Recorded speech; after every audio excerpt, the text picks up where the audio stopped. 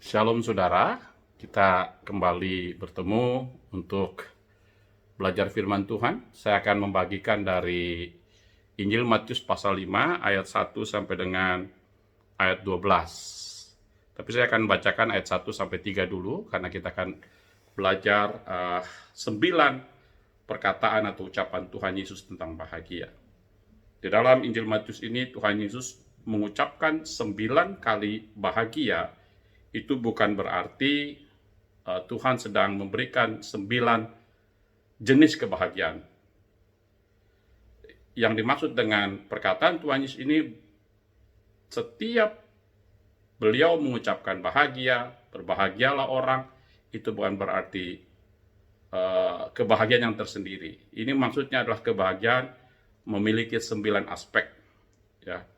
Ada Tuhan bicara berbagilah orang miskin di hadapan Allah, orang yang lemah lembut, orang yang lapar dan haus akan kebenaran, orang yang murah hatinya. Itu artinya bukan hanya orang yang lemah lembut saja berbahagia, tidak, tetapi orang yang miskin di hadapan Allah, yang lemah lembut, yang murah hatinya, yang haus akan kebenaran, yang suci hatinya, yang membawa damai, yang juga siap dianiaya, orang yang bersuka cita karena penderitaannya, itu adalah orang-orang yang berbahagia. Artinya orang yang memiliki 9 aspek ini adalah orang yang bahagia. Kita akan melihat aspek yang pertama dari ayat 3 secara khusus. Saya akan bacakan di Matius pasal 6 ayat 1 sampai 3 saja. Ketika Yesus melihat orang banyak itu, naiklah ia ke atas bukit, dan setelah ia duduk, datanglah murid-muridnya kepadanya. Maka Yesus pun mulai berbicara dan mengajar mereka, katanya, berbahagialah orang yang miskin di hadapan Allah, karena merekalah yang mempunyai kerajaan surga. Saudara sekalian, bahwa di sini Tuhan Yesus menyampaikan satu hal yang penting, bahwa orang yang berbahagia pertama sekali adalah orang yang memiliki sikap hati yang miskin di hadapan Tuhan. Merekalah yang mempunyai kerajaan surga, kerajaan Allah. Kalimat ini begitu tegas bahwa orang tersebut yang memiliki sikap hati yang miskin di hadapan Allah bukan hanya akan masuk surga atau dijanjikan surga, tetapi mereka orang-orang yang semacam orang-orang yang pemilik atau memiliki kerajaan Allah, saudara. Ini satu kepastian keselamatan yang tidak main-main. Bahwa satu aspek yang harus kita miliki sebagai orang-orang yang yakin sebagai anak-anak Allah yang memiliki kerajaan surga, yang pasti merupakan anak-anak Bapa, yaitu harus memiliki sikap hati miskin di hadapan Allah. Yang menjadi persoalan, apa pengertian dari miskin di hadapan Allah ini? Tentunya miskin ini bukan miskin dalam arti tidak memiliki harta apapun, ataupun miskin dalam arti tidak memiliki kemampuan finansial untuk memiliki apapun, bukan. Tetapi kata miskin di sini bicara soal sikap hati. Maka di dalam bahasa Inggrisnya terlihat sekali bahwa yang dimaksud dengan miskin adalah miskin hatinya, ya. Poor in the spirit, miskin hatinya. Di dalam bahasa Indonesia tokos ini adalah satu istilah miskin yang betul-betul kata ini dikenakan kepada seseorang yang betul-betul tidak memiliki apapun, ya. Kata yang lebih dari sekedar tidak punya, tetapi dia hidup betul-betul harus dari belas kasihan orang, dari pertolongan orang. Bahkan untuk makan sehari-hari pun dia tidak punya. Pengertian miskin ini bukan sekedar tidak punya harta, tetapi untuk sekedar hidup saja dia tidak berkemampuan. Itu arti miskin, saudara. Ya, kalau kita melihat dari latar belakang perjanjian lama, kata miskin di sini seringkali menggunakan kata ani atau anai, ya, artinya orang yang sengsara, orang yang tertindas. Ya, dalam perjanjian lama berkali-kali bahwa orang-orang yang tertindas itu perlindungannya adalah Tuhan, ya. Bangsa Israel berkali-kali ditindas dan dia selalu berseru kepada Tuhannya.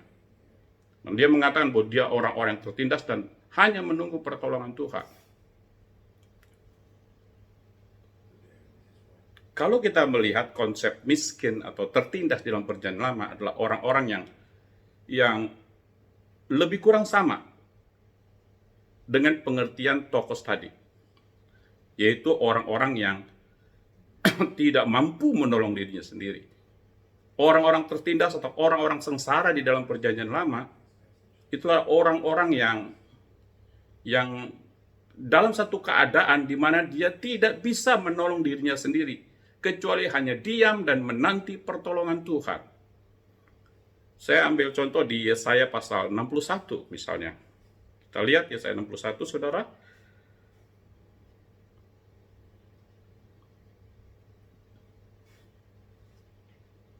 Yesaya pasal 61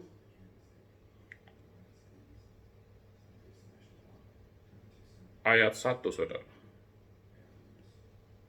Roh Tuhan Allah ada padaku, oleh karena Tuhan telah mengurapi aku. Ia telah mengutus aku untuk menyampaikan kabar baik kepada orang-orang sengsara dan merawat orang-orang yang remuk hati, untuk memberi pembebasan kepada orang-orang tawanan dan kepada orang-orang yang terkurung kelepasan dan penjara. Yaitu orang-orang sengsara, orang-orang yang remuk hati, yang ditawan, orang yang terkurung, orang-orang yang membutuhkan pertolongan Tuhan, saudara. Nah, kalau kita baca satu ayat lagi, misalnya dari Mazmur pasal 37 ayat 14.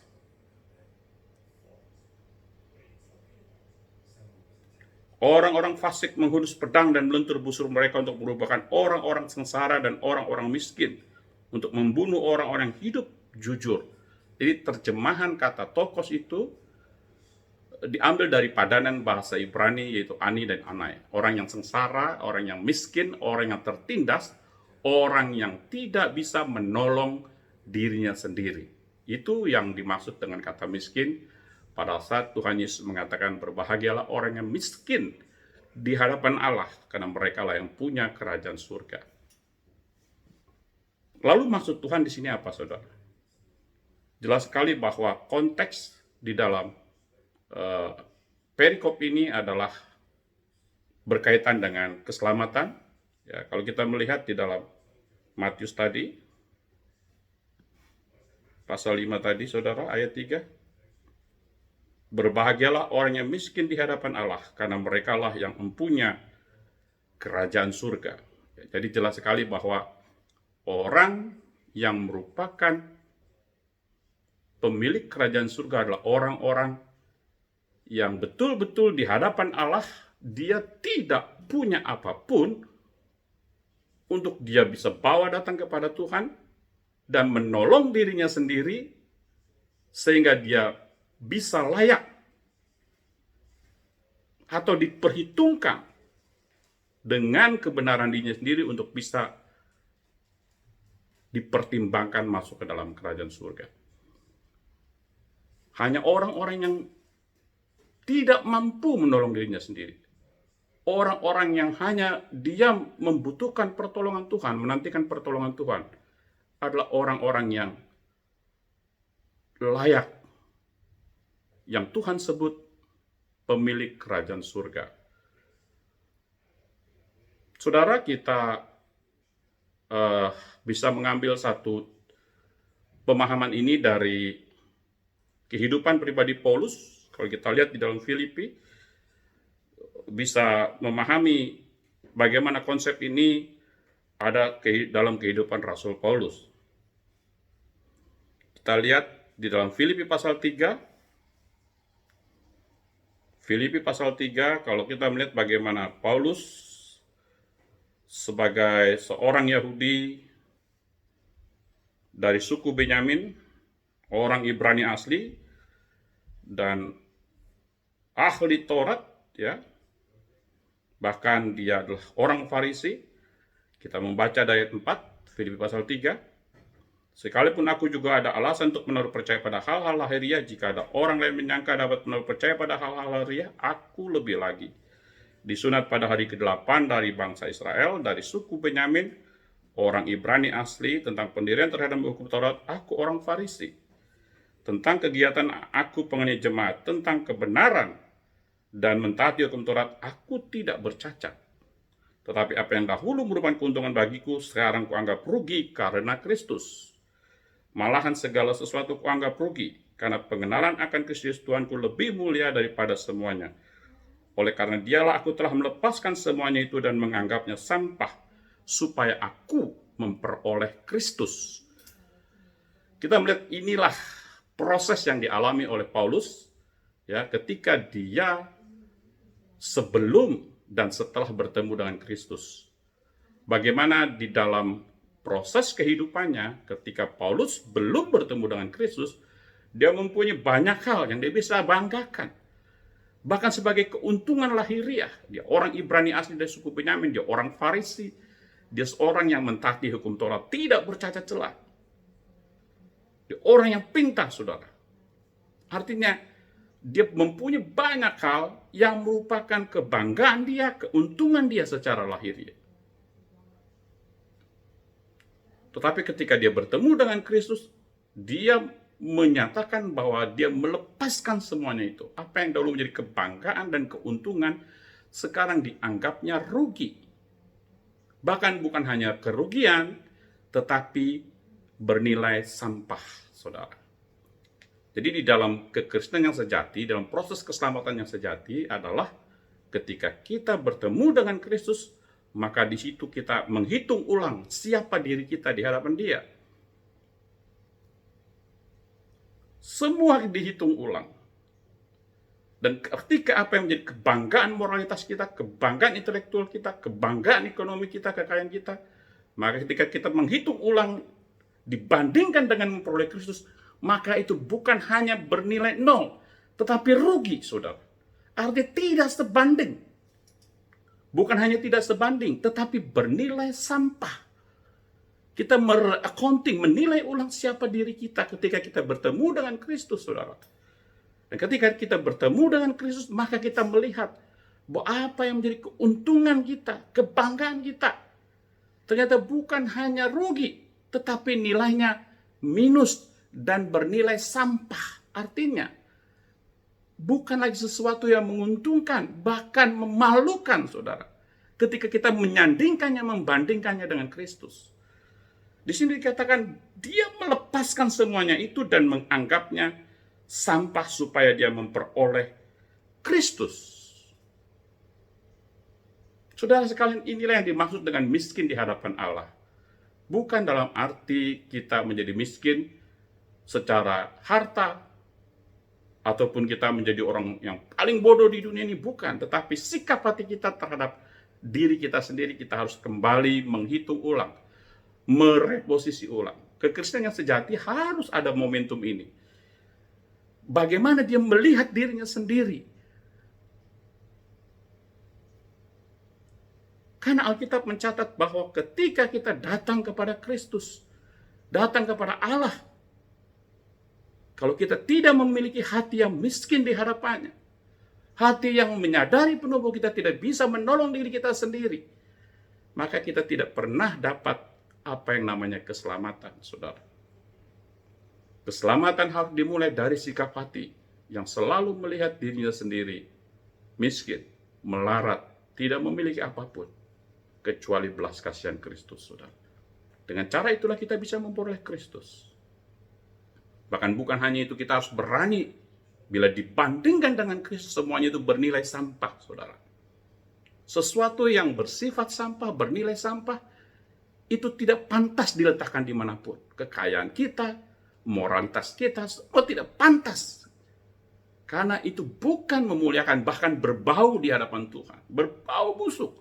Sampai itu berbau busuk, saudara. Tetapi pemahaman ini juga bukan berarti bahwa kita jadi hidup sembarangan, tidak. Justru dengan pemahaman ini kita semakin didorong untuk lebih hidup serius di hadapan Tuhan. Kita harus berbuat baik, kita harus hidup mulia, hidup penuh dengan keagungan. Tetapi ketika dibandingkan keselamatan di dalam Kristus, itu bernilai sampah, berbau, dan itu menjijikan di mata Tuhan. Saya teringat dengan lagu satu dari kitab pujian nyanyian rohani waktu saya masih muda di Gereja Kristen Protestan Indonesia. Ada satu lagu yang cukup bagus, luar biasa. Kurang lebih lagunya begini. Jikalau orang lain bertanya, di mana pokok selamatmu? Ku jawab, sungguh itu hanya belas kasihan Tuhanku. Ku tunduk dengan tak megah, melainkan karena rahmat-Nya. Jikalau orang yang tanya dasar keselamatan saya apa, maka saya tunduk dan tidak bisa bermegah. Karena dasar keselamatan saya adalah satu-satunya belas kasihan Tuhan saya kepada saya. Karena memang saya miskin, tokos, aneh. Saya tertindas oleh dosa saya sendiri. Saya tertindas oleh diri saya sendiri. Saya membutuhkan pertolongan Tuhan, membutuhkan belas kasihan Tuhan. Itulah keselamatan, saudara. Di tengah situasi pandemik COVID-19 saat ini, kita kembali mengalami situasi di mana kita sampai pada titik kita tidak mampu menolong diri kita sendiri. Saya melihat beberapa video klip banyak negara-negara yang sudah give up, hands up, menyerah. Banyak rakyatnya hanya berdoa mengandalkan Tuhan, menangis. Saya melihat satu video klip bagaimana seorang anggota Kongres dari Amerika berdoa menangis di hadapan Allah, meminta pertolongan Tuhan. Virus corona membuat kita masuk dalam satu perspektif tanpa belas kasihan Tuhan, tanpa anugerah Tuhan setiap hari, maka kita tidak berdaya berjalan dalam hidup ini. Bahkan Tuhan Yesus pernah berkata, siapakah orang yang hanya oleh kekhawatirannya bisa berjalan satu hasta saja, saudara. Bahkan untuk berjalan selangkah saja, satu tarikan nafas saja, itu semua karena pemberian Allah. Apalagi bicara soal keselamatan kekal. Saudara sekalian, saya berdoa supaya apa yang kita alami, bangsa kita alami, bahkan dunia ini sedang alami, bagaimana virus corona, sekali lagi membuat kita kembali memandang Allah, pencipta langit bumi semesta ini. Membuat kita sadar bahwa kita hidup memerlukan Tuhan. Bahwa kita hidup tidak sendirian. Ada Allah yang merancang kita. Ada Allah yang senantiasa berurusan dengan kita. Ketika kita terlalu melenceng jauh dari kehendaknya, maka dia berkepentingan, dia berurusan dengan kita. Untuk kita kembali mata kita memandang dia dan mohon belas kasihannya. Saya berdoa, sekali lagi belas kasihan Tuhan boleh turun untuk bangsa ini, untuk gereja Tuhan, dan juga untuk dunia ini. Seperti yang dia sudah lakukan ketika Kristus datang ke dalam dunia ini. Tuhan Yesus kiranya mengasihi kita semua.